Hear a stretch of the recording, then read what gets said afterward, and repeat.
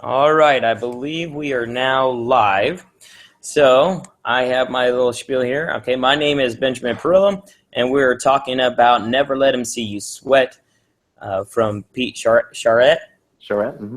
Charrette. If you are joining us live today, please use our Tozzle page so that you can join the discussion. You can find the Tozzle page at the espechat.weebly.com. You'll click on the ESPECHAT Summit and then click on the 2016 schedule. You will find the links each Tozzle for each of the presenter on the page. Since we are using a lot of technology for the I lost my place. If you see any difficulties, that will happen with technology. If you are experiencing some difficulties, either using Tozzle chat to let us know, send us a message on Twitter. If we have a major problem, we'll get the presenter back as quickly as possible to post the links on Tozzle if we have to redo everything. We'd also love to see you posting on social media what you're learning, so don't forget to use the hashtag ESPECHAT and the PhysEd Summit, hashtag PhysEd Summit as well. So without further ado, Pete? All right. Well, thank you, Ben. I appreciate it. Thank you for moderating today. Ben and I got to meet last spring when Ben came to a summer workshop here in Georgia. So it was great to meet him. He does so many great things out there. So I appreciate it, Ben. I also want to thank the ESPECHAT founders. I'd like to thank Matthew Bassett, Rich Wiles, and Ryan Jaco for all the work you guys do, and especially on getting this going. And I'm honored to be able to present today. And my topic is Never Let Them See You Sweat, creating a positive environment in physical education. So I put together a PowerPoint presentation, so I'm going to go ahead and go to that right now. It's going to be a mix of some little bit of video. Sure, I get it on there.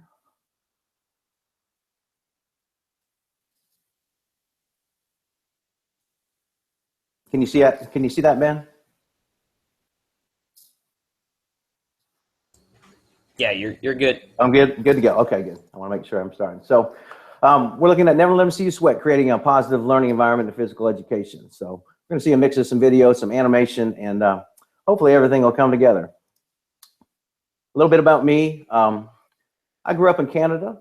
I have 2 bachelor's degrees up in Canada, one at University of Ottawa, Queen's University. Came and got my master's down here in Georgia and a specialist in education. I'm nationally board certified for the last 12 years. Was the 2009 Georgia Aford Elementary Physical Education Teacher of the Year. And I tried to stay pretty busy on Twitter. I've got some pretty heavily used Pinterest boards, and I like to get onto some Facebook, especially PE Central Facebook. So that's some of the things I like to do. So like I said, I was born in Canada. I grew up on Lake Ontario, so I did a lot of water skiing as a kid and was a competitive water skier, which brought me down here to Georgia. I skied in a professional ski show at Callaway Gardens, and the picture on the right, that's the girl I met who ended up being my bride. So her name is Linda.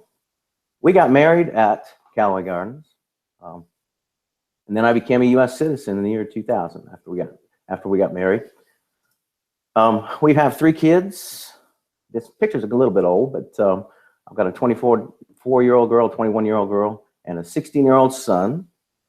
I'm in my 29th year of teaching right now, so I'm almost at my retirement time. So got myself a convertible car, and I got to fulfill my dream of swimming with the dolphins just recently. So I'm right now just outside of Atlanta at a school called Pickett's Mill Elementary School. That's my website right there, and it's a great school. I got to open it 7 years ago, I guess, and it's been a great experience. So today, the overview of this session, we're going to look at some different strategies, some different ideas and solutions that are effective in developing a safe and positive PE class environment. So we're going to look at some topics like how to structure your program, the physical setting of your gym or playing area, lesson organization, how to keep it positive, connecting with students, behavior management, engaging students, some instructional feedback tips, teaching styles, and some stuff on the gym walls. Most of what we're looking at today are the shape standards 3, 4, and 5. So here we go. Program structure. You want to try to use some kind of standard-based curriculum. And I know I've been able to create products and resources the last few years. And I know there are, yes. Give me 1 sec. We're having, okay. It looks like some people are having some sound issues, and I don't want them to miss what you're saying. Okay. I know when I look on my computer, when I hit play, it's working. So my only thought is to turn the volume up if you're watching. I don't know. I know it's working on mine. Should I turn the volume up on mine? No, because I can hear you fine through this. And when I play when I play it out of the Tazzle, it's playing the sound, or it was. Okay. Anything I can do on my end? No. It's on my end. Okay. Should I continue? No, let's just wait 1 second. Okay. All right. Technology. Should I continue? No, let's just. Yeah, see, I can hear myself. Okay. Let me see. I don't know if they want us to keep going because. Is it something that can go back in and watch it after the fact? Yeah, I'm wondering if we can go ahead because I'm guessing if we keep going, we should be okay. Let's go ahead and keep going for right now because if I can hear the sound, then at least it's recording the sound live. Okay, awesome, good. Let me get back. We're looking at program structure, and if you're a brand new teacher, you're thrown into the mix, and your district doesn't have a real curriculum. Sometimes it's a challenge for sure, but if you can find a standard-based curriculum from somewhere that from your state, your district, or from a reliable source. I put the Spark picture up there because Spark is it's all standard-based stuff that you can use, and I know our district ended up buying that. We used it, and a lot of teachers use it, and it's a great thing. You want to supplement your curriculum with some great ideas, activities, games, and resources from some PE-based companies and teachers from social media. So all kinds of great things going on right now on Twitter. A lot of people sharing stuff on Voxer, Pinterest boards, and there's several different sites on Facebook right now that have some people are sharing some wonderful stuff that you can supplement your curriculum with. You want to make sure that you develop a solid year-long plan. If you look at that little picture in the left-hand corner, that's what I use as a yearly plan. Kind of hard to see because it's small. I think I've got a bigger picture a little bit later on, but you want a yearly plan, and you want it where people can see it and you can use it as valuable to you. You want to make sure, let's talk about physical setting. Now, kids, especially elementary kids, and PE is that's that part of the day that they love. It's where they shine. So I always want to make sure that the gym that I have is the ultimate learning area, and that when students come in, it's the wow factor. And we all know teachers, classroom teachers, that when you go into their classroom, you say the word wow. They've got things, learning stuff everywhere, and that's kind of what I want to do. I'm going to try to put a little video on, and this video is just we're doing a golf unit right now, so I'm not looking at this as a golf unit, but I just want to show you kind of my gym and how I put things up and try to get the wow factor going. So we'll try that right now.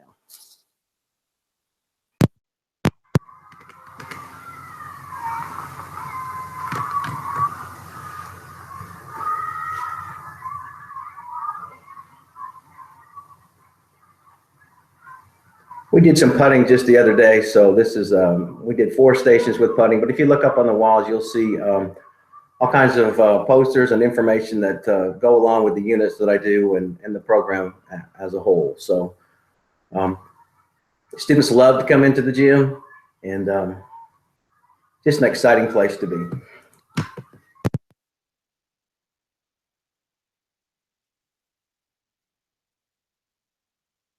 All right, another thing, you want to add some visuals on your gym walls, your bulletin boards that you bridge what you teach. So If you're talking about exercise, I've got one of my little posters that I've created on the left. Why should I exercise?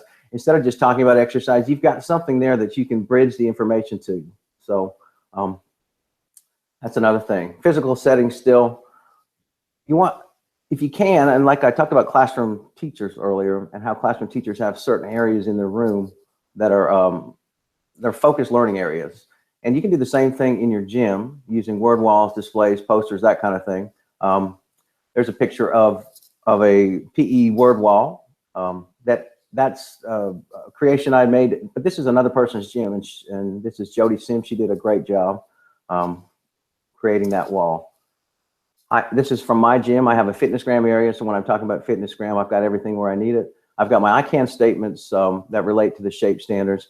And at the front of my gym, I have my What Are We Learning board. And there's many, many teachers I see on PE teachers on Twitter that have the similar kind of board, but way better than mine. But basically on there, you've got what you're doing your lesson. If you have any diagrams, I put my essential question up there. And we are a 7 habits school. So, well, whatever habit we're focusing on that day. You want to make sure, again, with your physical setting, that you keep your playing area safe and clutter-free. I've been to some gyms where I just wonder how kids don't run around and get hurt, but it's important to make sure that you have a clear playing area. I always like to use mats. If you have extra mats, if you have standards up or something that kids can run into to kind of put around the things that students might get hurt with. So try to keep it safe and clutter-free. Poly spots, cones, lines, whew, those are a PE teacher's best friends for sure.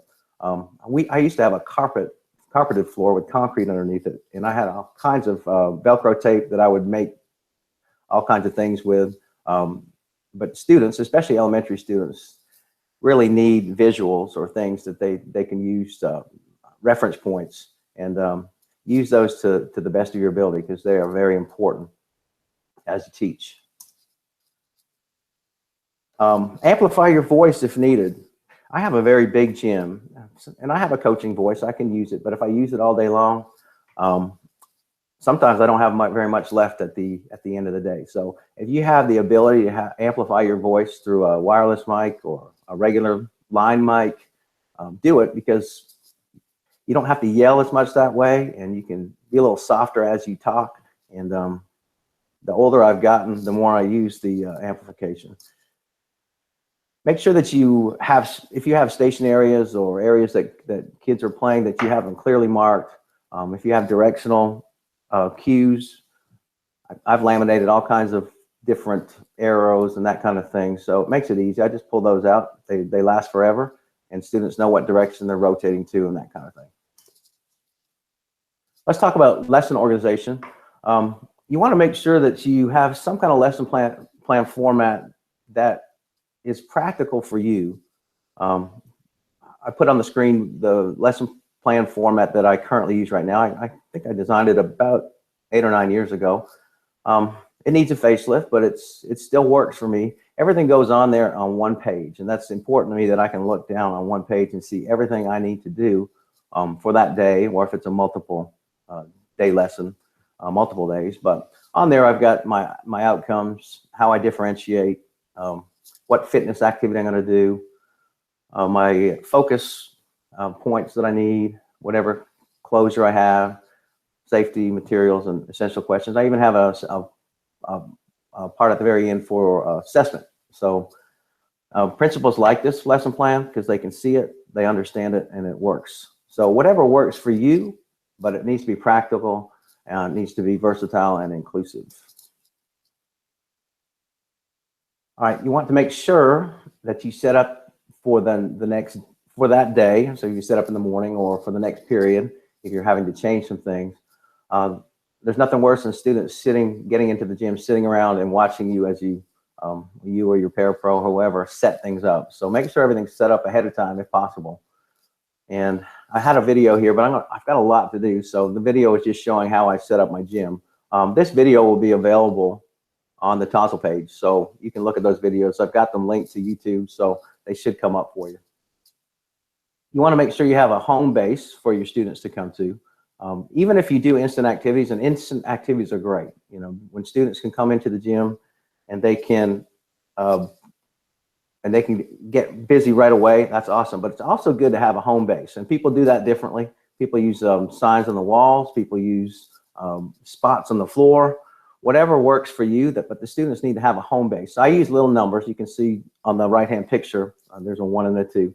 Students walk in. I just took a marker and a stencil and just marked up on my floor. I have to do that every once in a while because that, you know, it gets rubbed off. But if we have a fire drill, students know they go back to their numbers and we walk out. And that's where we start class, unless we're doing an instant activity, and that's where we finish our classes. You want to make sure you incorporate, and I like to say disguise, I think people have used that word before, fitness into every lesson. Now, some people just do fitness units, and I think it's important that you spend a little bit of time of your class. For me, it's usually 10 to 20 minutes. 15 is what I try to strive for. That I disguise fitness somehow into every lesson. So I'm going to show you a little video. This is one of the activities we just did the other day, and there's many, many different ways you can disguise fitness, but you can make it fun for the kids. They're moving, they're getting their heart rates up, and you can incorporate different manipulative skills into it, like I'm doing with noodles for this one. So this is about a 30-second video.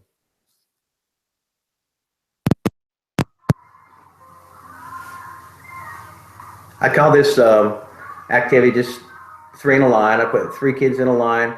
They move to a spot, do something with whatever they have, come back. They're using different locomotor skills as they move. So this is a fun little thing with noodles. Kids love it. Sometimes I'll do it with basketball. Sometimes I'll do it with bean bags. Sometimes I'll do it with nothing at all. The students will just do locomotor movements with some exercises at the end.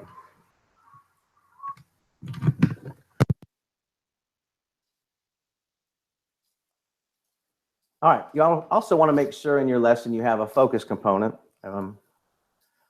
whatever that is for whatever unit you're doing at that time. So got a little basketball player working on dribbling. So I'll do a fitness activity and then I'll move into whatever focus I want to focus on, whether that be an activity or a game. I like to have a procedural flow, just like I was talking about. This is my yearly plan. At the top, it kind of explains how I do things with a 15 to 20-minute fitness, rhythm, or motor movement activity, and then a main lesson focus. This yearly plan I have, you can slide per grade level, and it works well for me. You also want to make sure you have a little time at the end of your class for some decompression, because the teachers, especially elementary teachers, don't want the kids coming back yelling and screaming. So if you allow a little bit of time at the end, sometimes I'll just do some trivia. Sometimes I'll, we'll have a summary of what we talked about. Sometimes we'll play little silly games, whatever it takes, just for them to relax a little bit before we get them back to their classrooms. Let's talk about keeping it positive.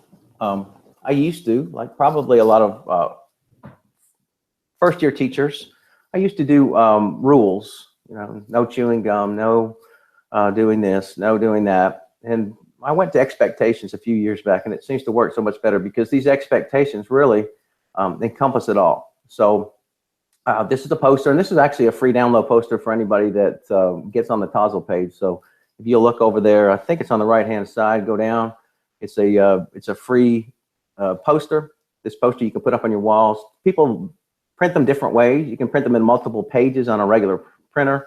Some people go to have a poster maker at their school. Some people will go on to online and find some cheaper ways to make them. But I've got them blown up to 2 by 3 feet. So the pictures are great. They keep their resolution as you blow them up. But anyways, expectations. My expectations are simple. Be prepared to learn, have fun, try your best, be polite and respectful, help others and cooperate, attempt new things, demonstrate great sportsmanship, pay attention to instruction, move safely and in control, and of course, leave with a smile. So we often talk about these expectations because you have to do that. All right, some people are going to think I'm a little crazy here, but my wife and I were watching The Dog Whisperer a few years back, and he was talking about using calm, assertive energy with the dogs. And we kept talking back and forth. My wife's an educator as well. And we kept talking back and forth about that's how we have to be with the kids too, because they react the same way. If you have a negative energy, or if you have a nervous kind of energy, the students, you know, they react to that. So, but if you come in and you're assertive and you're the pack leader and you're in charge, the students know that, and makes a big difference. So I encourage you to watch that show or read one of his books. You're obviously not going to treat your kids like dogs, but keep in mind that you want to make sure you use that calm, assertive energy. We all know that when subs come in and they kind of don't have the confidence that they need, well, the students will walk all over them. So use calm, assertive energy. Also, make sure you use effective nonverbal communication. You can say so much without saying things at all, just with your eyes, with your reactions, and positioning and proximity control. I used to play a lot with the kids when I first started teaching. I don't play quite as much as I used to, just because sometimes when you get involved in playing with the kids, you know, other things happen somewhere else. So always be aware of, you know, where your body position is to where the kids are playing, and move around a lot. Make sure that they know where you're at all times. Let's talk about teaching styles and grouping styles. I was trained with the Muscomoston teaching styles back many years ago, and I try to incorporate that now as I teach, using different types of styles while I teach. Command style, where I teach, the kids react. Practice style, where I give them things to do, they practice and I monitor. Some guided discovery. I like to use stations. So try to use a variety of different ways to get your kids to learn, because everybody learns in a different way. Also want to use a variety of grouping methods. So you want large group activities, you want some small group, or what I call breakout activities or breakout games, some partner and some individual stuff as well. So use a variety of different groups. You also want to have a variety of non-threatening techniques for breaking your students into partners and small groups or teams. I've got a picture of the team shake, and I don't personally use the team shake, but I know a lot of people do. I think Ben might, because I think he might have told me he uses that, but I know a lot of people do, and I want to try that this year. But I do many other old school ways that are non-threatening, like I'll break groups up by, if they're sitting on numbers, you know, odd and even, or birthday months, or there's a million different ways you can do it where students don't get together, that, you know, or leave people out. So even just the old lineup random method of grouping people where nobody is left out is important. You want to, my philosophy is I want to mix gender groups and ability groups most of the time, unless safety is a factor. If I'm doing something that's a little bit more aggressive, something where, you know, have some highly skilled players and some, you know, highly skilled students and some students that have never played something before, I'll do some ability grouping just for safety, or to make the class flow better. But most of the time, I think in elementary and middle school that you want to mix your gender groups as much as possible. Let's talk a little bit about individual behavior management. So students are having issues in the class. This is what I do. It's worked for me. I know there's other people that use different methods, but this one has worked for me. I have a north and south pole up on my walls, and I use that because it's very neutral. You know, if I tell a student they need to go to the north or south pole, I tell them they have to go get wisdom if they've done, you know, made a bad choice or done something that they need to do differently. So it looks like this. So there's my north pole. I tell students to go over there. This is the first time they do something in a class, it's a self timeout. They go over there and they count. I've given different grade levels numbers that they have to count to. And the reason I do that is because, like many of you probably, when you first started teaching, you send a student to a timeout area or something like that, and you get going on with your class, and 10 minutes later you look over there and the student's still there and you've forgotten about them. So I try to drill it in their head that they count this to this amount, they come back, that's their chance to come back and make better decisions. Sometimes, not very often, they come back and they don't make great decisions. So I give them a stop and think worksheet. Now on the top right, that is a simple stop and think worksheet for the younger students. If it's kindergarten students, sometimes they can't write, obviously, so I'll have them draw a picture of the way they should do things. The bottom left, kind of hard to see on the slide, but it is a little more detailed about what they've done and what they need to do differently. Again, that sheet of paper needs a little facelift as well. I need to upgrade that one. The last one you see that I just clicked on is if this continues on, it's a discipline slip that I send home to parents. I have the parents sign it, and it just tells the parents, it's a checklist, plus I write in some notes so that parents are aware of what's going on. The last thing is an office referral or parent meeting. I really don't have to do very many of those because it never really gets to that point, but it may.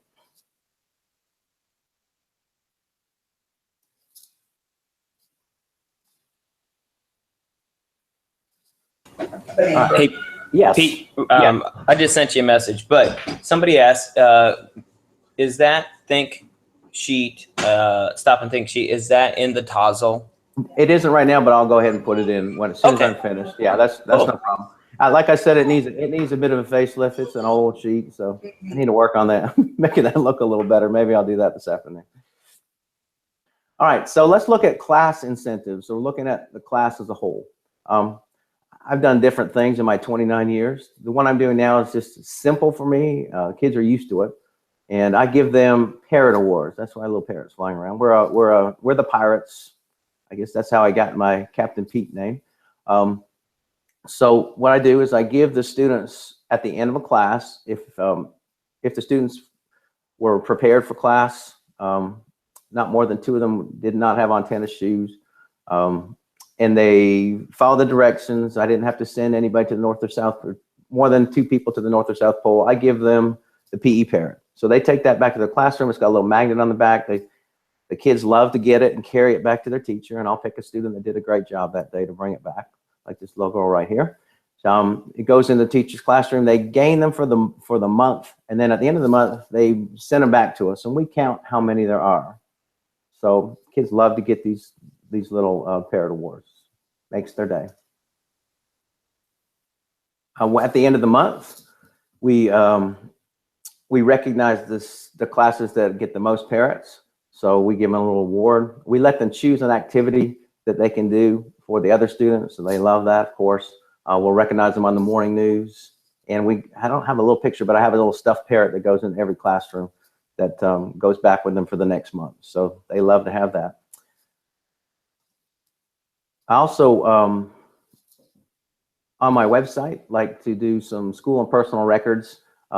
So you'll see on the right side, that comes right from the website. Usually 4th and 5th graders want to break school records. So I allow certain times when we're doing stations or something if students want to try to challenge the school records. So I know there some other teachers use something called a celebration board. I don't have one up currently right now. I have used one in the past where there's a big boards, and if students are doing a good job that day or want to write a quick message, they can go up to the celebration board and write up on there. It's worked well for other teachers for sure.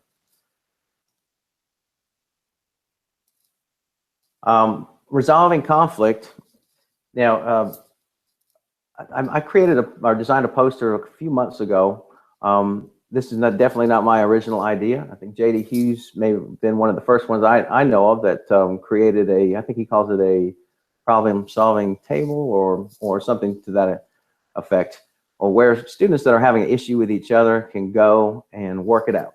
I think Ben Landers, the PE specialist, also has one as well. If you go to his site, and I've got a link to that later on, something similar to this. I worked on this poster with my wife. She's a counselor, so we tried to come up with a way. It's a little more complicated maybe than the other ones, but I role play it with the students at the beginning of the year, and they use it, and it's very effective. And I need to role play it again, because sometimes if you don't revisit things, then students have issues. But I'll role play it again coming up soon. And so if 2 students are having an issue, they go over to the Resolve poster and they do these things. They reach out, they engage in a conversation, they seek to solve the problem, they open up and communicate, they listen to the other, they voice solutions, and at the end, you want them to end on a good note. So shaking hands or or high five or that kind of thing. So if you have a table or a poster or an area that students can go to and you trust they can go over there, it's an effective method.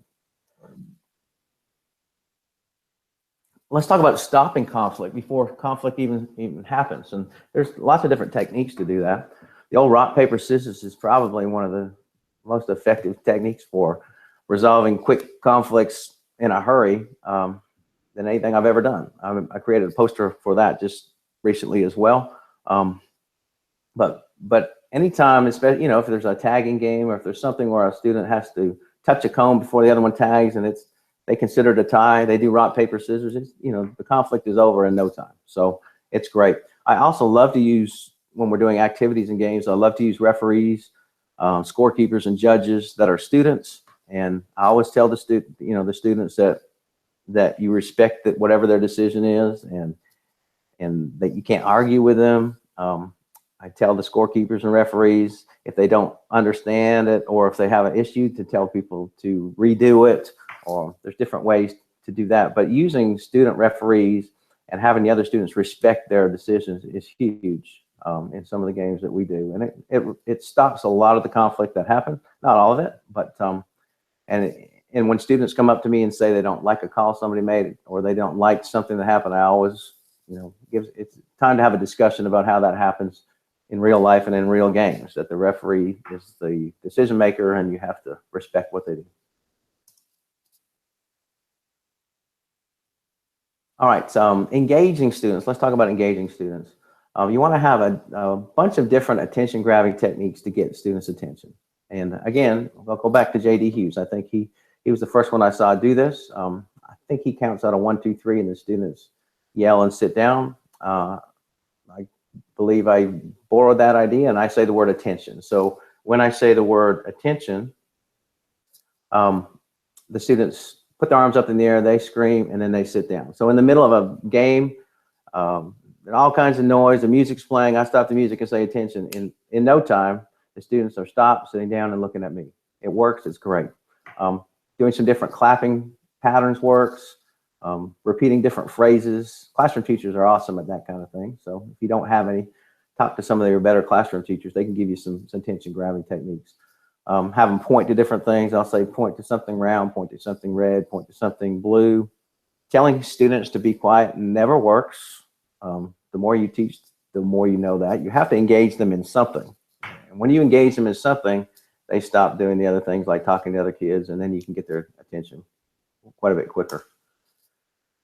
I always like to have some instant activities or some things you can just pull out at the beginning of class, at the end of class. If you have a couple minutes here and there, just some real quick things that you can do so that, you know, students aren't, you don't give them the opportunity to fool around because they're always active. So I've got a few things I like to do. I'll do a silly little game called Hit the Dirt with the little kids where they stand up and I swipe a pool noodle across and I pretend it extends to the wall and I say hit the dirt and they have to get on their belly before it swipes across. And we have a bunch of different things like that. Sometimes I'll just turn on the music. We do dance party. The kids will dance. When I stop it, they have to freeze. When I say wipe out, they have to get down on the ground. We'll do a boys versus girl thing. Just little things like that that you can have, you know, at your fingertips is always great for different parts of your class. Oh, let's talk about music. Music is huge for me. I like to use music during every lesson. It helps with transition. It helps with the flow of the class, and it gives positive energy. It's just, if I didn't have music to listen to all day, it would be much more difficult. There's been a couple times where my stereo didn't work, and it was just a miserable day compared to having music. So I always have some great music. I use Apple Music right now. They do charge you $10 a month, but you can take any song and make any playlist and make sure it's safe. I can get all the Kids Bop on my Apple Music, so it's awesome. I use up-tempo music during fitness activities and more background music during games. So I can go back to some of my older songs that I like when they're playing games and stuff, kind of put it more in the background. And, you know, we play Elvis, we play Michael Jackson, we play all kinds of, you know, stuff that students haven't heard for a while, but and they get a good appreciation of that. So here's an activity I'm going to show you with video. These kids made this up. I just put Walk Like an Egyptian song on. The kids made this little 4-corner activity up.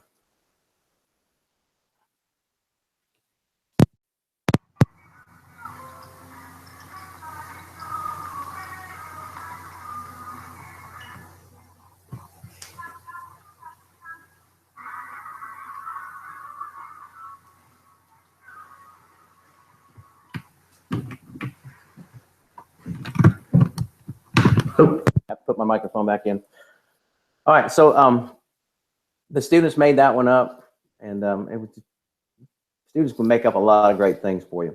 Here's another thing about engaging students. Try to incorporate some other curriculum connections into your PE activities in a natural way. Sometimes PE teachers will, I'll talk to them, they'll say, well, my principal is making me do this, or my principal is making me do that, and it's related to other classroom disciplines.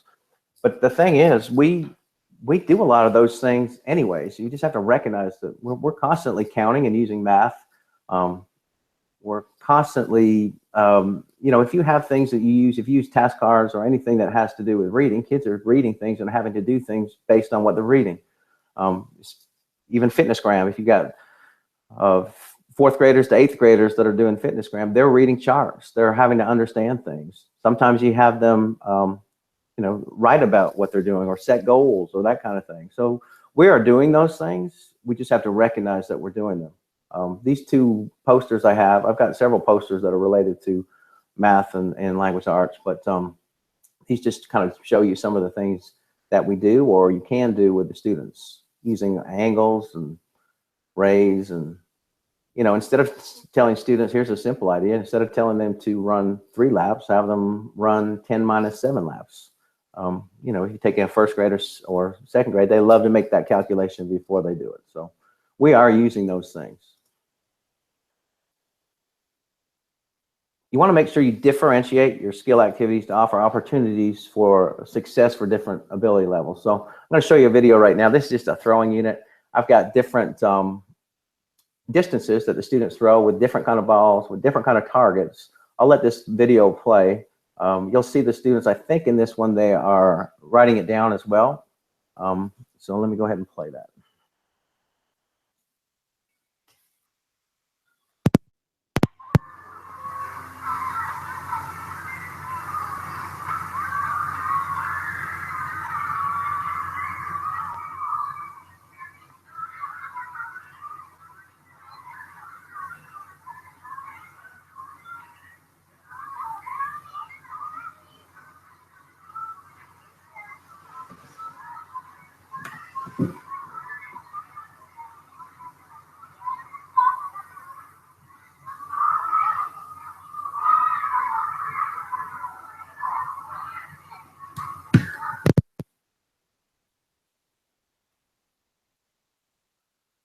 Ooh. So you can see the students had different distances they used. They were writing down their score, so they're using some math because they were calculating a total score for the day. I gave them different point values from different distances. So that's one easy way. And we did that with golf the other day. I did some chipping, and then same concept, chipping from different distances and calculating points. All right, let's talk about sportsmanship. You want to make sure you discuss sportsmanship often. This is a poster. This is a free download poster that I put on the Tozzle for you guys. Basically, I talked earlier about using students to lead, be leaders. We're a 7 Habits school, so we talk about leadership all the time. Referees, judges, and scores. And, you have to revisit sportsmanship a lot. You hear a lot of PE teachers complaining that the kids are not showing good sportsmanship. Well, if you look on TV in America, there's not a lot of good sportsmanship. So you have to revisit it. I mean, that's your job. So you talk about it. Having a nice poster up there always makes things great, because if I have a student that's not showing good sportsmanship, I'll have them walk up to the poster and tell me where they're going wrong and what they can do differently. So it's always good to have reference points like that. Trying to make sure you have multiple layered challenges when when students are working on skills. So I think in this one I'm going to show you a video of students working with playground balls. And a lot of times, instead of just giving them one thing to do, I'll give them several things to do that are at different levels. and they can work at their own pace. So let me put this video real quick. This is playground balls.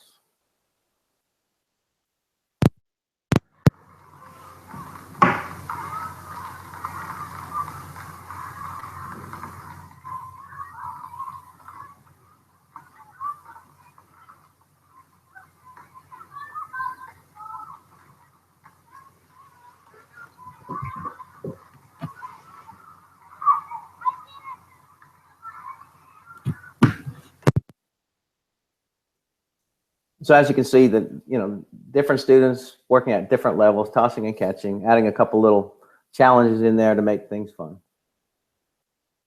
Want to also, when you're talking about students, have some extra tasks or activities prepared for those students that can't participate. One of the best things I've ever done is have some blocks. I get some blocks, or I'll get some of those little games you can get at Cracker Barrel, and just things that keep the students engaged doing some other things. If they can participate a little bit, I'll have them participate a little bit. They also make good referees and scorekeepers and that kind of thing, but somehow tying them into the lesson versus, so I know some teachers have them write down what they're doing, and it feels like a punishment to them. So I try to involve them somehow in something that keeps them on task. You want to try to make sure you get group feedback. If you do a brand new activity that you just learned from a convention or conference, have the students give you a thumbs up, thumbs down, or give you some suggestions, or if they liked it, didn't like it, and how they could change it. Have an exit checklist. This is a free download as well on the Tozzle page. So this is one I made a little while back. There's some other ones out there too. Again, Ben Landers, the PE specialist, has one I think he's got on his website. His is a little different. I think the students go by the door at the end, which is really cool, and they have a 4, 3, 2, 1, and they kind of give 5 to where they felt they were at that day. I can't do that at my door because I've got a fire. If the kids hit the fire alarm, we're in big trouble. So, and I've got a light switch on the other, so I can't do that one. But these kids will line, when they're leaving, I'll ask them if they did all these things. They give me a thumbs up. Let's talk about connecting with students in your community. So one thing I do is the students that need extra attention, we all have them. If you can use them as helpers to help you set up in the morning or help you move equipment, they're not going to get in trouble as much. They're not going to find other things to do because they feel valuable or they feel valued in what they do. So I always use those kind of kids to help me do things, and they love it. Try to make a real effort to know your students, know their backgrounds, know what kind of sports they play, know what activities they do, know the things that they don't like, so you can try to work on that kind of thing. The more you know your students, the more effective you're going to be. You want to make sure you lead some school-wide special events, clubs. I've done jump rope for Hart for a long time. I do a running club after school, Walk America. There's all kinds of ways that you can, other than your PE classes, within the school, and other teachers as well. They can buy into your wellness and what you're teaching. Let's to connect with the students. Sometimes you just have to lighten up. I do a joke of the day. The kids always tell me how bad the joke is, but they always ask me for the joke. So it's usually pretty bad, I know, but it gets them involved. They like it. Sometimes just dressing up silly is something they remember. Some students that have gone on to high school will come back and I'll have a discussion with them, and the only thing they remember about me is that I dressed up as Dorothy and drove a bicycle through the hallways with a little Toto dog. So I said, you don't remember all the games that we played? No, but sometimes that's what they remember. So act a little silly sometimes. It's great. You also want to make sure you establish a great relationship with your PTA and your local community, because wow, they can sure help you. They can help you financially. They can help you so many ways. A few years back at another school, the PTA let me use the box tops, and gosh, we made so much money that year. I could buy the equipment I needed, and the only reason that happened is because they knew I needed it, and we had a relationship. And so get to know those people. They always tell you to get to know, be best friends with the lunchroom people and your custodians, and that's true, but also get to know your PTA people, because they can sure help you. Let's look quickly at instructional feedback. Make sure that you use visual cues. If you just explain things to students, they don't get it. So find some of your students. If you can do it, but to me, it's better to have some students that know what they're doing, do the demonstrating. So I always use some kind of visual cues. Also be clear and concise and paint a picture and talk their language.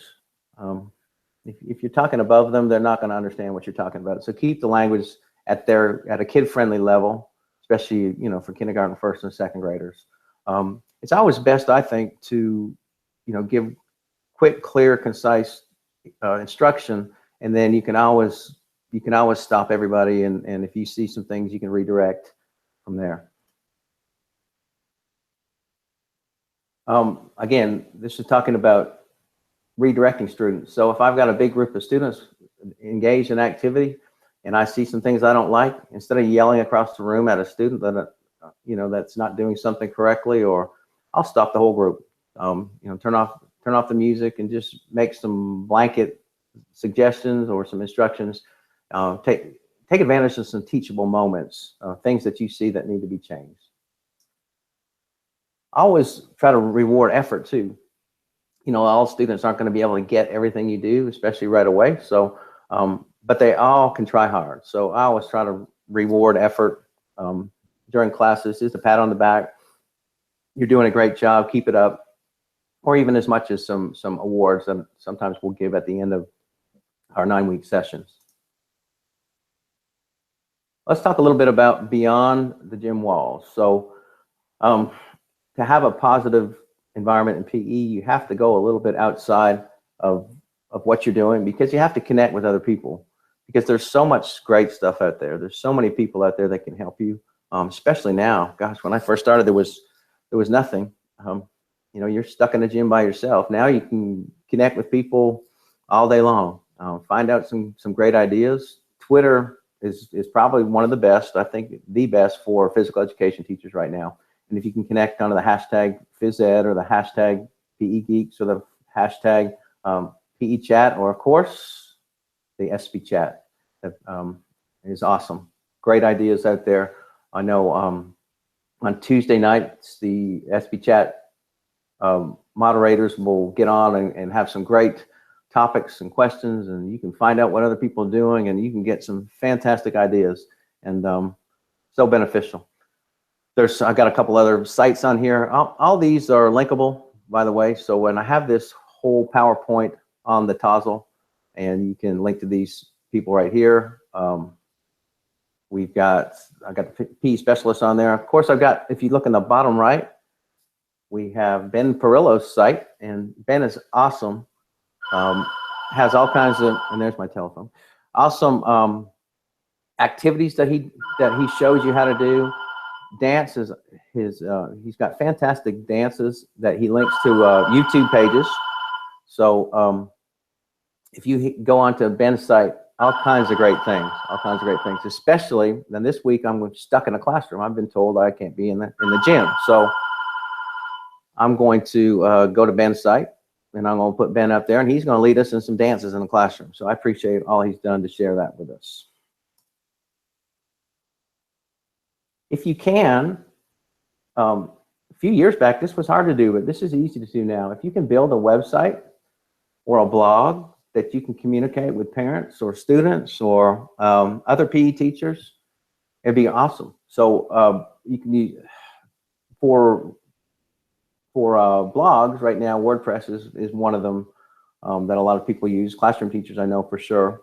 To build websites, you can build websites really virtually for free. Weebly and Wix. I see more people on PE people on Weebly right now, so you can build a website fairly quickly and communicate some information. You can put your some documents on there, parent letters, what you're doing, inform any others about any special events that you have, or you can store some links. On the right hand side is my website. It's not a great website because the platform I'm using, TypePad, is kind of past its prime, but that's what our teachers are using right now. It's going to change soon. I am in my 29th year, so I probably will not build a new school website. I want to build a different kind of website, but anyways, It's effective. It's got what I need on there. It's just a little bit cumbersome in what I do. And if I have time at the end, I'll try to go there if I'm talking to Ben. I think we have about 10 minutes left. So in conclusion, never let them see you sweat. The best way to do that is love what you do and let it show. So, you know, if you go in there with a positive attitude, work into some of these things that we talked about, you're going to have a positive reaction by the students and hopefully get what you want out of them. But at the end of the PowerPoint, I've got some links. Like I said before, if you'd like to follow me on Twitter, I try to put out some free things, usually once a week or once every couple of weeks. I'll put out some posters or things. Putting stuff on walls in the gym is not always the greatest, because I know you guys all have after-school programs and things that are out of your control.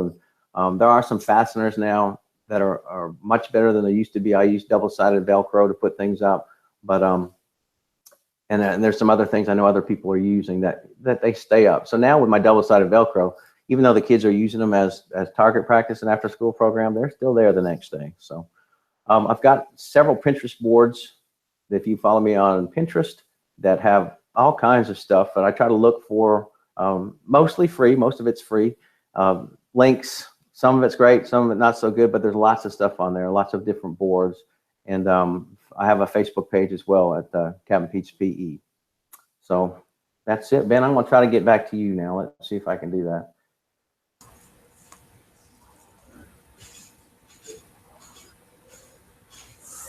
All right. Do you see me now, Ben, or do you still see my site? It's still screen shared. Oh, there you are. Okay. Well, I know I talk way too fast, Ben. I'm sorry about that, but no, it was to get through. I wasn't sure if I could get through it all or not, but it was spot on. The flow went really well. I think I just asked everybody if anybody had any more questions on Tozzle, but nothing's been popping up. Some good discussion going on over there, that's for sure. Awesome. So yeah, I think. So tell me, Ben, what are some of the things that you do in your class to enhance a positive environment? Because you're an awesome teacher. So what are some of the things that you do? Most of my stuff is like feedback that I give the kids and going around, high five, fist bumps, whatever, and just talking to the kids and just like you were saying, being humorous or goofy, whatever you want to call it, with the kids and being more personable with them and just showing that side of it and just having a good time. And if I feel if I just want to make sure nobody's asking questions, if I go out and am I excited about an activity and I get really jazzed about it, then my kids are jazzed and they're pumped about it. And, you know, I think that's key, is to build that relationship with those kids, to be able to make that connection. And when you do have that connection, I feel like you can ask them to do anything and they're going to do it. Right. Yeah. I know some teachers out there struggle with huge groups. How many students do you have at a time, Ben? Okay, here's it. I have about 45. 45, okay. Yeah, and you have what, about 50? I've had between 40 and 60, but I have been at another school where I've had up to 120, and I know there's people out there that still have that. You know, usually have multiple teachers, but yeah, it's a little harder to connect right then, and you really have to figure out how to use, you know, techniques to keep everybody engaged. But there's ways to do it, but it's definitely a challenge for sure. So I feel for those people, but hang in there, work hard. We do have a couple questions. I don't know if we got time to answer them, but let me get the first one. It says, do you have a little more anything about classroom management ideas other than the North and South Pole in the worksheets? As far as individual? I'm wondering if it's more of a, I think more just maybe in general, I think overall the class. You know what, and you can probably attest to this, one of the best ways to discipline students is to keep them busy, and keep them on task. Now, you know, they're all not going to do that at all the time. I mean, there's always going to be individual students that you're going to struggle with. So if you can give them, if you have the luxury to be able to give them a little bit of those struggling students, a little bit of your time, they'll struggle a little less. So that sometimes it means you have to abandon the other kids a little bit to give them a little personal time, but usually the other students that, follow directions most of the time are still going to follow directions. So I work hard at trying to work with those students that may give me issues by, trying to get on their level a little bit. But I've used the North and South Pole. I mean, that works for me. You can use any area, but the students do have to have some consequence. I mean, they have to, if they're giving you a hard time, they have to have a little timeout period. But like I said earlier, don't forget about them over there. 'Cause I don't know if you've ever done that, but when I first started, it's like, ooh. Yeah, and we did actually in the TOSL, someone did mention about getting some timers from Oriental Training. Yes, yep. So then the kids. So if you're a person that you're going to do that, and I'm like, oh my goodness, yeah, that's right. Give that. Then you do, like you're saying, you will sometimes do forget. Yeah, timers would be great. Or even stopwatches. But then I'll forget to put the stopwatch out. So the counting has worked for me. So yeah. And there was another one. It says, what do you do anything about any of the students that just don't want to do anything? Do you ever have kids come in and just plain out say, I don't want to do this? Yes, there's a few that do that, and you have to take a little bit of a different stance with those students. Everybody's a little bit different. So, if you're having students run 3 or 4 laps and that student is not going to run 3 or 4 laps, sometimes you have to negotiate a little bit with that student to get them to move. So I might look at some different variations of what some of the other students are doing just to get them involved, find out what they like, use that as a reward.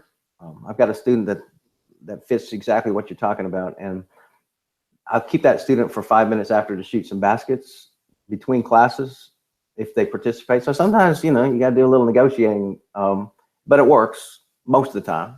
But there's some days those students are going to come in and we don't know what they've faced all day and all night or in the classroom before they get there. So again, it comes down to building some relationships with those students and finding out kind of what makes them tick.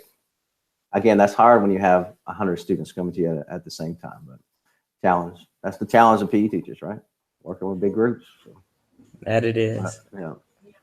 Okay, well, it appears that there's no other questions. So I'm going to go ahead and end it now. So I do want to thank Pete for taking time out of his day to come and do this presentation for everybody and being part of the Phys Ed Summit. I want to thank everybody out there for watching, whether you're watching live or you're coming back and watching on the back channel here on YouTube. Everything is going to be housed on the YouTube channel, so you can always come back to it and you can access that very easily from the Phys Ed ESPECHAT website where you found all this. So you can go back there. There are going to be 3 more sessions after this one. So make sure you hang around and come back and watch some of those sessions that are going on. And I believe that's about it. Make sure you come back, check the TOSL if you haven't looked through all of his stuff. And they're all down there, all the stuff, and it's great stuff. Thanks, Pete, for sharing all that with us. And yeah, can't wait to go through it all again. Awesome. Well, thank you too, Ben, again for moderating and stepping up and do that on a Saturday morning. And I thank Matt, Rich, and Ryan for getting it all going. Appreciate it, guys. Thank you.